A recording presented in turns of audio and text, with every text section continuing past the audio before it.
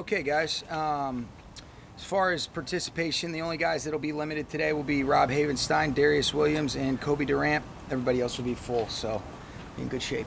Did Darius have a setback or anything? No, he's doing good. I mean, it's just he got his hamstring good earlier in camp, but he's making progress. And then Rob, do you expect him to be a go on Sunday? We'll see how today's practice goes.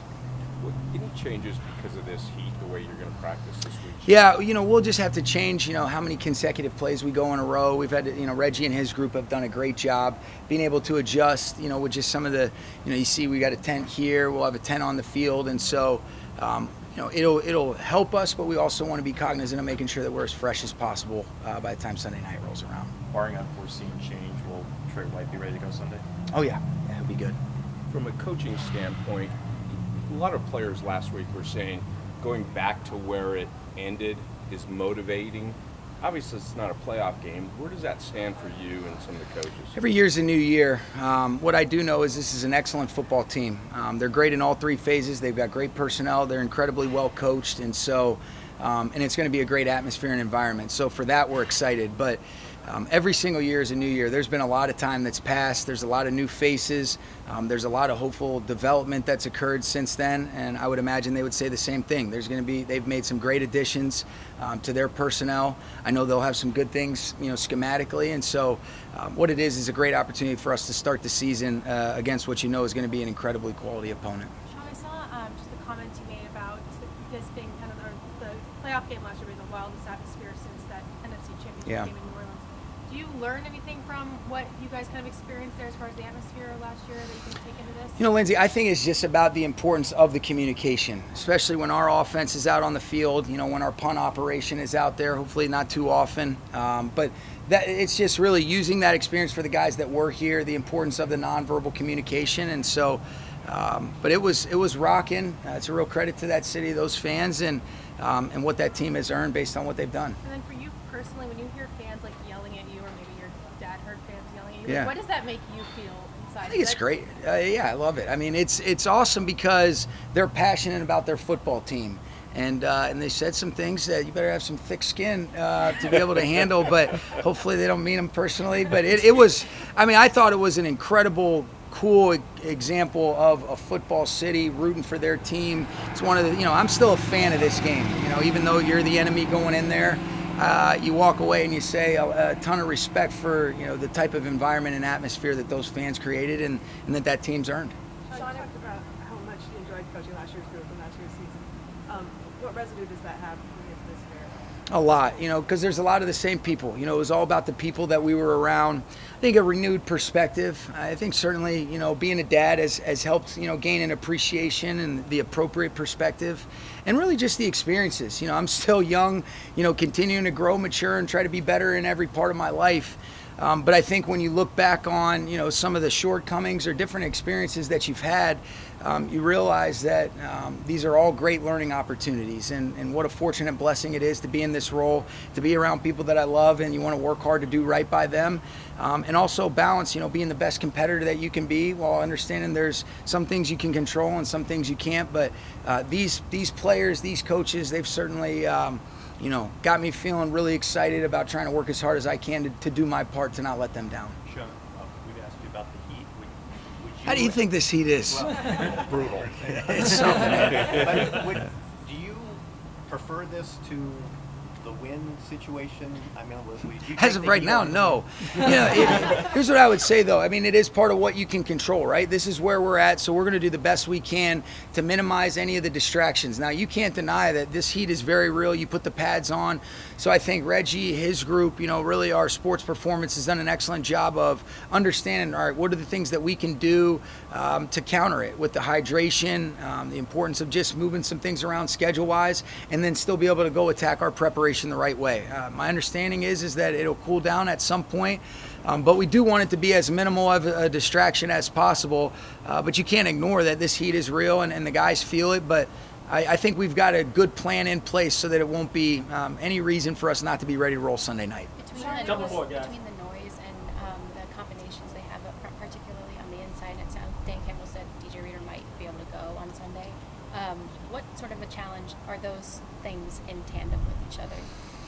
You know, I mean, for your offense? yeah, I think, I'd be better equipped. There's so much unforeseen, things to occur, especially in the first game of the year. You have to be able to trust your rules. You have to know, some of the things without chasing ghosts. And so that's why you have sound foundational rules in place. And then, some of the personnel that they've added is very good. And what are the strengths of some of their players that they added? You mentioned Reeder. McNeil, I think, is one of the best players in this league that people don't talk about enough. And they've got some really good players on the edges. They're excellent on all three levels. They've added really good personnel, whether that be through the draft or free agency. And I thought they were really hitting their stride, when we played them last year, especially on the defensive side. And their offense is well documented. So as far as what you're asking, Jordan, those are questions that can't really have the answer to until we play the game, just because there's such a limited inventory of film out there. Does Puka 100% where you want him to be going? Yeah, he's feeling good, Sarah. He's he had the knee that he tweaked, a couple weeks ago, but he's feeling good. He's got that good look in his eye, and I'm excited for him. Sean, it was only 3 games, but what did you learn the most about the new kickoff rules? Probably about as much as you. Here's what I would say. I think that, like I kind of mentioned to you guys, the schemes were incredibly regulated. We saw a lot more returns, but you saw a much more regulated scheme, in terms of man blocking systems. I think you're going to see a lot of different types of schemes. I think this week will give you the better indicator of what's to come. I don't believe the preseason gave us much of a feel for what that play is going to be. In full transparency, like usually we don't read too much into the initial depth charts that are released, but we did note Blake Corum listed as kick returner. Is he going to return kicks for you guys? He'll be back there. It's a possibility. First real game for you in your career here without Aaron Donald. Those new guys who are kind of filling that role. What do you You got to make such a good day negative, Lindsay. No, go ahead. I'm sorry. Go ahead. Ask your question. just bring No. that with me, right? No. Just with your first game without Aaron Donald on the roster, really. I mean, what do you want to see from that group? And I want them to play the way that they're capable of, the way that they've played throughout the offseason, through training camp. I want them to be able to play within themselves, go enjoy it. I want them to have a great week of preparation so that they can go play with a quieted mind and cut it loose. I really love this group that we've been around. And we've said it over and over, and you know this too, Lindsay. You're not ever replacing an Aaron Donald, and that's not what we're asking of our guys. I want Kobe Turner to be Kobe Turner. I want Bobby Brown to be Bobby Brown, Braden Fisk to be Braden Fisk, and that's really what we're looking for. And all the guys around him. This is about 11 as one. We were so fortunate and blessed to have such a special player in Aaron Donald be around. What I thought was cool is he set a great example for guys that saw him play. I can use him as stories all the time. He was around last week. I just saw him the other day, and it's pretty special that he's earned the right to be able to be so content, complete, and full, to use his words. He's coaching his son's football team, loving that. His 3-year-old son Eric had a great birthday at their house the other day, and so I'm really happy for Aaron. And I do miss him, but I'm excited about the opportunity for these guys to go do their thing and start to etch their names in this thing. Is there any difference? That's my guess. Is there any difference in your approach going up against a quarterback that you know well in Jared Goff? Jared's played really well. I think he's earned that contract. He takes him to an NFC championship. Did a lot of great things for us here. I think you have an appreciation for what a good quarterback, what command. You hear them talk about the ownership that he has and being able to take on more. What a great job he's done leading an outstanding offense. He and Ben Johnson, you can see, have a really good rapport. I think if there's anything, there's a tremendous amount of respect, but it's been a few years since we've been together, but you've still seen a lot of the great things that he did here show up there. Okay? Thanks, guys. Appreciate it. How are you doing? How are you feeling out there? Feel good. I'm excited. Obviously a big challenge this week going to a team that, was really successful last year and just pretty much added pieces. So it's a really impressive roster. Obviously a great coach. Quarterback's playing at a high level. Defense is playing, last year coming off a great year. So it'll be a big challenge for us. Hostile environment, we know that. We did it last year. Understand, just kind of what it takes to go in there and operate and try to play at a high level. But looking forward to the season starting and a new challenge. Would you like to go back to where you ended the career with your season last? To me, it's the start of something brand new, something totally different. Like I said, I'm just excited to start this season off. It is no doubt a big challenge. To go play their team, in that environment will be a lot of, a test early for us and something we're looking forward to. You spent all spring working with Steve at center, and so now what has it been like with Jonah? And I know you guys practiced a little snap. He said you practiced a little in 2020. Yeah. Snapping, but what's it been like with him so far? Yeah, he's been great. His command of the offense is really really impressive for a guy that hasn't been here for a bunch of years, and understanding what we're trying to do, from an offensive standpoint. So it's been great. I have some experience with him in the past, and then obviously just been talking about it. He didn't get to practice a whole lot during training camp, so when he's been out there, the last couple 10 days, whatever it is, 2 weeks, it has been really good. From now until the end of your career, whenever that is, whenever you would go back to Detroit, it would be something special. For this game, do you take anything mentally and emotionally that can benefit you by having gone back last year? I don't know. I don't think so. I think each game we play, no matter where it is or when it is its own singular event. Just because something happened a year ago doesn't mean it's going to happen again. Good, bad, and different. That's kind of how we live our lives and how we have to play. You go to a stadium and beat somebody doesn't mean the next time you show up you're going to go beat them. For me emotionally, obviously, it just is a little bit different in the fact that it's not a playoff game in the fact that if you lose, your season's not over. You're not going home. Doing everything you can to possibly win the game, but just the circumstance of it being a regular season game is a little bit different, I guess. Going back to Jonah and Steve, obviously 2021 switch from Austin to Brian to center. Do you draw on any of that experience at all, or do anything differently when a change like that happens? No, I just continue to play, continue to try to push and help these guys, grow as much as they possibly can, and they do a great job of doing it themselves. I don't know how many guys we played at center in 2022. I took snaps from all sorts of people, so I'm not too worried about it. You guys, obviously have to cover that kind of stuff, but from an internal standpoint, we're excited about where we're at. Matthew, after that last game in Detroit, how did you challenge yourself to grow? I think every season you go back, you look at it, find ways to try and get yourself better. I think every year for me now is just how can I get myself back to as close to zero as I can physically, as quickly as I can. That takes more time every single year, and then also just emotionally kind of let myself refill the tank. It takes a lot out of me to play this position, and do it, for a bunch of years now. So just try to make sure I step away, get away, and when I did come back, just to make sure that I was all in, ready to go. Like Sean was saying, just given that atmosphere in Detroit last year, that communication is something Yeah. you guys could learn from or improve. Is there anything specific that you guys have maybe worked on, given that that's an area that could improve? Well, I think we did a pretty good job last year getting in and out of a lot of plays. I can't think of one off the top of my head where, we were, delay a game or any of those kind of things. We want to continue that. We want to continue to make sure we don't have any delay games. We don't have any pre-snap penalties, all those kind of things that are, going to get their crowd going, going to set us back, first and 15, those kind of things. So just continue to do that at a high level. But it is, communication in an environment like that is such a key, component, both for us on offense. They have to do it on defense in the noise. We know that. And then on the other side of the ball, it should be nice and quiet. But, I think for us, it's just continue to pick up where we left off, make sure that we're verbally and non-verbally on the same page as much as we can be. We missed a lot of training camp in the first 4 games last year.